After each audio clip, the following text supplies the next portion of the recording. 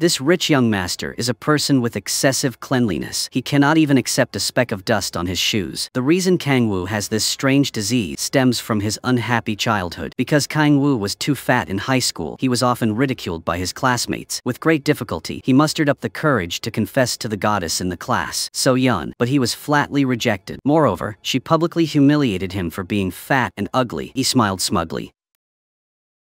So he went home and locked himself in his room and refused to eat or drink anything. That very night, Kang-woo received a text message from So-yeon saying that she would come to his house to play. But he waited all day and night, but the goddess still did not come. Only then did he realize that he had been tricked. To relieve his anger, Kang-woo started eating uncontrollably. He ate everything edible in the refrigerator. The next day was the school trip. Kang-woo started having a stomachache because he ate too much. Unable to hold it in, he urinated in front of his classmates that day. Because of that, Kang-woo was nicknamed the Rotten Egg. From that day on, his strange illness became uncontrollable. Kang-woo no longer had the dignity to continue studying at school, so he transferred to another school. Although Kang-woo is now an adult and handsome, the trauma from the past caused by So-yeon made it impossible for Kang-woo to overcome his psychological trauma. That day, So-yeon only went out to buy vegetables, but when she returned, she was blocked by 3 women. Do you think So-yeon stole someone else's boyfriend? So-yeon has 3 handsome brothers in her family. Although So-yeon has an average appearance,